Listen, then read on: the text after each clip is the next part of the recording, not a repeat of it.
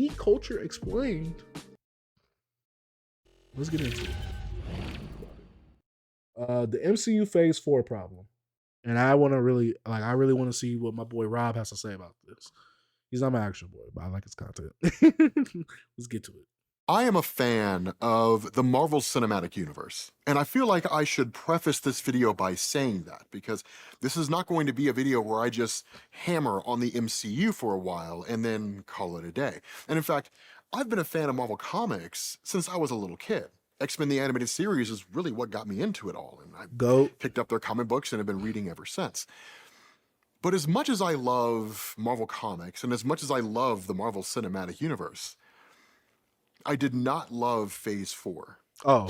And so in this video, what I want to do is I want to talk about where I think Phase 4 went wrong, and I want to talk about what they could do, not so much to fix it, since it's already done, but what they can do in the future of the MCU to make sure they don't run into this problem again. I think Wakanda Forever and No Way Home, while I do give it a lot of flack, it did a lot for the characters in those movies. When I look at some of these movies, Multiverse of Madness, it really didn't do too much for the character of Strange. Thor, to me, didn't really do too much for the character of Thor. Like, I know what happens at the end, but to me, like, his whole character, like, his character wasn't going through a huge change like he did in Ragnarok. I feel like he went through more of a character growth in the movie of Ragnarok than he did Love and Thunder. I'm trying to think of all the other Phase 4 movies. I haven't seen Eternals. I haven't seen Shang-Chi. Still need to watch those. Probably not watch Eternals. I'll watch Shang-Chi though.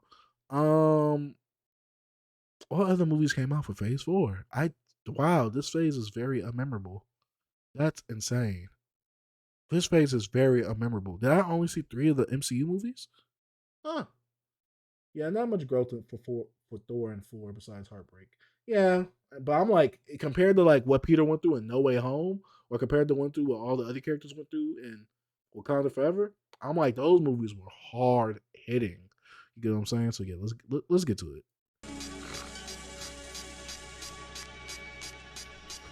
So first things first, the success of the MCU's first 3 phases came from following a literary principle called the hero's journey. This process functions as a kind of circle. The hero lives in an ordinary world. They receive a call to adventure. They initially refuse the call but change their minds, after which they meet their mentor. Following this, they cross the threshold, meaning they're now committed to their task. Along the way, they face some threats, both minor and life-threatening. They approach what's called the innermost cave, also known as the location of the treasure. They seize the treasure, they start the journey home, and they... Can we say this? They cross the threshold, meaning... Let's rewind this back. This process functions as a kind of circle. The hero lives in an ordinary world.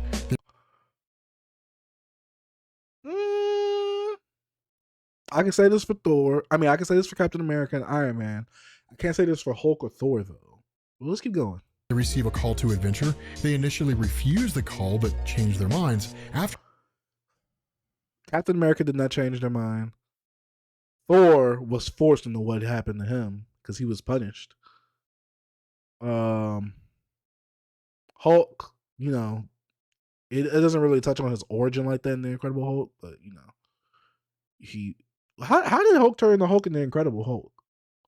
Like, I know it wasn't an origin story for him, like, you know, like a usual origin story, but he was already Hulk in that movie. He was in hiding and all that. Iron Man, he didn't really deny he had to do it in order for his own safety. I don't know. A lot of TV shows in Phase 4. Yeah, it was very saturated. After which they meet their mentor. Following this, they cross the threshold, meaning they're now committed to their task. Along the way, they face some threats, both minor and life-threatening. They approach what's called the innermost cave, also known as the location of the treasure. They seize the treasure, they start the journey home, and they find themselves being reborn through the journey they'd undertaken.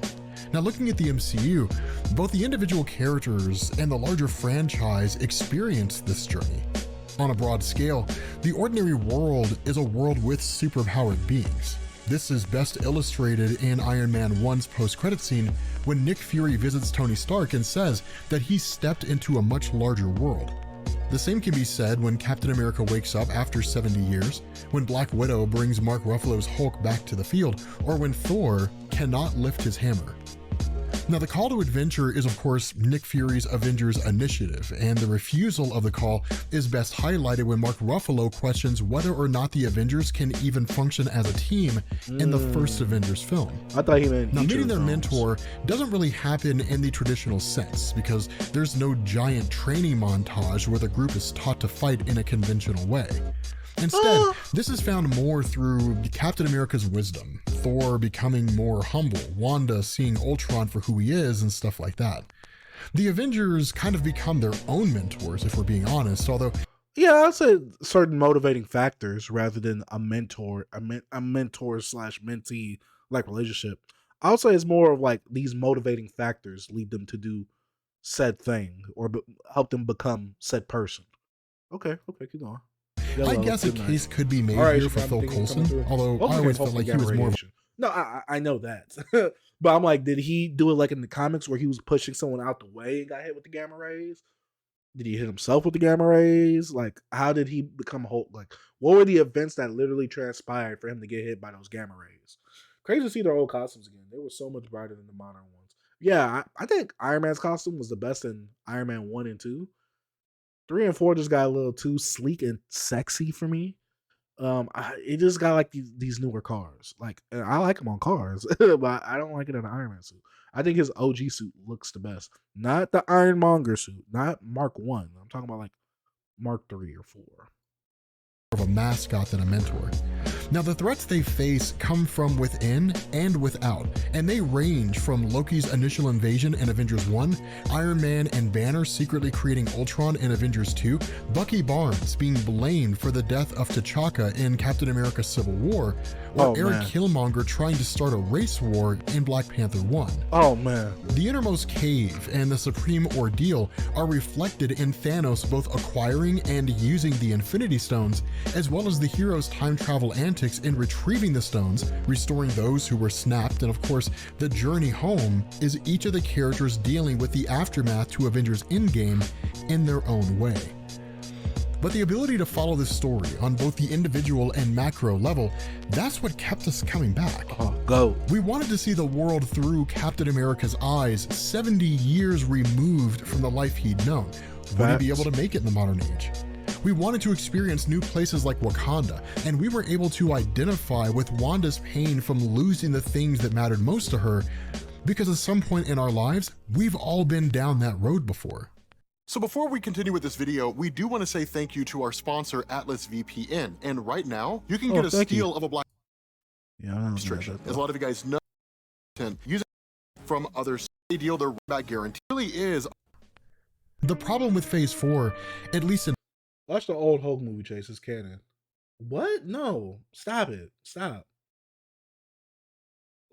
Dom, stop it. The old Hulk. You talking about Ang Lee's Hulk? The old Hulk movie is not canon. Stop it. Get some. Give it here. Get some help. No, we need Mark 1 back. Oh, you're nasty, Cass. You're nasty. In my mind, is that on a franchise level, while the journey was over, the MCU kept moving forward in a way that assumed the journey never ended, despite Endgame concluding with a finality. In fact, I've heard some compelling arguments about how the MCU could have just shut its doors following Avengers Endgame and it would have felt right. And in fact, I agree with a lot of these arguments. If they shut down when Avengers Endgame was done, it would have just felt natural. From where I'm sitting in phase. How do y'all feel? Do y'all feel the MCU should have ended at Endgame or should have kept going? I mean, there's a lot of stories to tell with just Marvel in general. But I feel like because of such a big story and the investment that a lot of us put in while growing up, from dang near elementary to the Endgame, that's a 10-year investment. A lot of people don't even make a year investment into certain things that they like. So to make a 10-year investment and to see something start anew, everybody has that thing. Everybody has their thing about starting something new and not wanting to start fresh again. But I don't know. Like I want more stories to be told with some of these characters. But also I just feel like everything just ended off right for the whole saga for what it was. I don't know. I don't know. MCU end after Endgame. Okay, makes sense. Makes sense. Do you not like any of the other characters they introduced in these newer movies, though? The MCU phase 1 through 3 payoff was incredible. Facts. 4, the MCU wanted to introduce new characters while simultaneously building into the next series of events. The problem with this is a simple one: it burns people out.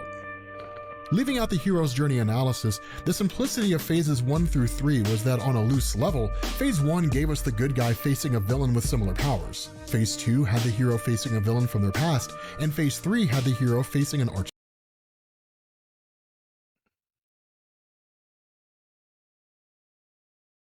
Hmm. Do we need to bring up a Marvel chart? nemesis. Now, there are some exceptions to Don, when you say old Hulk, you mean the Incredible Hulk, right? Not just Hulk. Yeah, that's what I was referring to, Beta. But I think he means the 2003 Ang Lee Hulk. Because I know he got hit with the gamma rays to make him Hulk. But I was saying, how did he get hit with the gamma rays? Like, did he hit himself? I hope he's not talking about the 2003 one. this, since origin films were spread throughout all 3 phases, but the overall franchise was easy to follow. Have y'all watched any of these movies in 60 frames per second? I can't imagine watching these in 60 frames. Not only that, we all knew where the ending was headed, but being on the journey and seeing how they got there, that was half the excitement. The thing of it is, all of this happened over the course of 10 years. On the other hand, when I look at shows like Hawkeye, Moon Knight, and She-Hulk, I see Marvel trying to cram a main star, their supporting cast, their origins, their motivations, and their powers into a 6 to 9 episode arc. To give you guys a frame of reference, for a lot of the characters, their redemption arc, the things that made them who they were, their motivations, their powers, and so on, it took multiple films to fully flesh that out. Films like Eternals seem to focus more on the cinematic and serious tone of a superhero film, which is not a terrible thing, but it did this while having very little substance, which is a problem. And other projects like Loki, Spider-Man No Way Home, and Doctor Strange 2 were trying to move the franchise forward. It just feels like too much. And in some cases, in that case, and this is very conflicting in terms of what are we trying to do with this whole phase, because if one is just trying to give you a serious take on a story that has no bigger purpose throughout the universe or the characters, especially when it comes to introducing newer characters. I think Shang-Chi and Eternals are the only movies that were actually introducing new characters. While Spider-Man No Way Home furthered Peter Parker's plot as a character. Obviously, Doctor Strange furthered Doctor Strange's. Wakanda Forever furthered the Black Panther story. Thor furthered the Black Panther story. We only had like 2 new origins in these movies, even though we had Black Widow, which I think was part of Phase 3. I'm not sure. Introducing newer characters, only to set up for a TV show and the Thunderbolts. I think the timing on Black Widow was bad though. 2008 Hulk, because the 2008 movie, The Incredible Hulk, is canon to the MCU with 2003. I know, Beta. Yeah, it's dumb. That's what I'm saying. Eternals was low key the worst MCU film. Dang. People think they did too much about the whole MCU thing. People are just burnt out. Well, I mean, this is his thing. This is his thing. It felt like quantity over quality. He kind of spitting now. All that being said, since I'm not Reddit or Twitter, I don't want to just complain about a problem. Right? I want to offer a solution to that problem. And so about halfway through Phase 4, I started thinking about this. People often ask how the MCU could top Avengers Endgame, but honestly, I think that's the wrong question to ask. The question should not be how do we top Avengers Endgame? The question should be how do we restart this journey and get back to the feeling that came with Avengers Endgame? I just think it's a different age now. Like, what is this? A decade? We went through the MCU for a decade. It's gonna be hard for us to latch on to some of these characters that are newer in this series because we've lived with these characters for a decade. Heck, we grew up watching these characters, looking up to some of these characters. So to see these newer characters while we're adults, we really don't care about them. Like, it's like we already have a cast of characters that we love and know already. So I feel like this is gonna be the tough part. Like, I'd rather see the progression story of some other characters while introducing other characters in the background, like how they did with Captain America with a Falcon, like making him Captain America, or possibly Rhodey, like Don Cheadle's character of War Machine, moving him up, stuff like that. Even though I know we're gonna get a Iron Wars movie, but yeah. Now, keeping this relatively short, I know this is going to be controversial, and I'm sure some people are going to disagree with it, but I would not have made any of the projects that we got in Phase 4, although I guess that's a little bit of an overstatement. Loki, Spider-Man No Way Home, and Doctor Strange 2, I would have pushed back to Phase 5 with If you're trying to do the whole multiverse thing, then yes. Because I thought that this was supposed to be the multiverse saga. And a lot of these movies didn't feel like they were playing into the multiverse saga. It just felt like they were existing. So it just felt like it was existing with no purpose. Let me say that. Because I get it. This is the setup phase for a lot of things that's supposed to happen later on, which was Phase 1. But at least Phase 1 had hints. Each movie had hints to Thanos or the Infinity Stones, except for Iron Man 1, obviously. But Iron Man 2 didn't have it either. I don't think Iron Man 2 had it. But yeah, Thor, Captain America, they all had hints to it. So I guess you could say the same. That's the same amount with No Way Home and Multiverse of Madness. But I feel like they didn't play on the big thing about multiverses. Like, this introduces the multiverse. This plays up the multiverse, like it hypes it up, but it doesn't actually execute on what the multiverse really is. Loki being it doesn't execute it well. Let me say that, because Multiverse of Madness, I'm expecting some crazy stuff to happen. Nothing super crazy happened, but it did establish the Illuminati though. So I haven't been here in a grip. What up, Matt? And also, the movies aren't made for some of these folks anymore. The demographic aim has changed, but the people who watch it all have facts. I agree. Part of the multiverse saga. Everything else gets the axe. Instead, I would have launched 2 shows in Phase 4, Marvel 2-in-1 and Marvel Spotlight. Now, Marvel 2-in-1 was a title that Marvel used back in the 1970s, and technically it was a team-up comic, but we wouldn't really be doing any team-up stories. Instead, it would be a mini-series that would run for 1 month with a different episode each week, and each episode would be 30 minutes long with 2 15-minute segments. Segment 1 would introduce a character, and Segment 2 would do the same. To give you some perspective on what this would look like, imagine the scenes from Werewolf by Night after they capture Jack Russell and then put him in a cage. Everybody comes in with torches, talking about how they hunt down and kill monsters. Eventually Jack escapes, kills pretty much everybody, and then takes off into the woods. Roll credits. Another segment would introduce She-Hulk in a similar fashion. Following this, I would just sit back and watch. The characters that people talk about the most would continue to make appearances in the MCU. The others wouldn't. Now, maybe these appearances would come in the form of a movie cameo or a cameo in another show, but the purpose of the series would be to introduce a new character in such a way that it's both easy to follow, but teases just enough to make the audience want more. Now, moving beyond this, if Marvel 2-in-1 gives us some fresh faces, what's the point of Marvel Spotlight? Well, the reality here is that Marvel Spotlight would wrap up the plot threads and answer some of our burning questions from the projects that we've gotten so far. In this instance, phases 1 through 3. What did Steve Rogers' life with Peggy Carter look like? Did he tell her Hydra was secretly replacing S.H.I.E.L.D.? Did they have kids? Did he meet Captain Britain Brian Braddock? Find out in Marvel Spotlight, Captain America. Okay. What did Bruce Banner see in Avengers 2 Age of Ultron when Scarlet Now, are these each going to be one episode? If these are each one episode, I think that would be very tricky to really expand on some of these plot lines that he's talking about or answer some of these questions. But they'll each like the 2-episode thing. I think it'd work well. mess with his mind? Find out in Marvel Spotlight The Incredible Hulk. What did it look like when Clint Barton was running around killing villains as Ronin in the 5-year gap between Avengers Infinity War and Avengers Endgame? Find out in Marvel Spotlight. I feel like Hawkeye was the most slept on character in the Avengers in terms of main movies. Like, even Black Widow got a movie. And I get it, it was for setup and all that, but Hawkeye didn't get a single movie. And I think it'd be hard to really sell a Hawkeye movie, but at least play him up a little bit more in the Avengers movies. I don't know. I really liked Hawkeye in the cartoons and stuff like that. That's why I say that. Like I feel like he Hawkeye. was basically non-existent. I feel like you could have took his character out, aside from the whole Infinity Stone thing with him and Black Widow. But I feel like you could have took his character out, and it really wouldn't have changed much. I don't know. This is my opinion.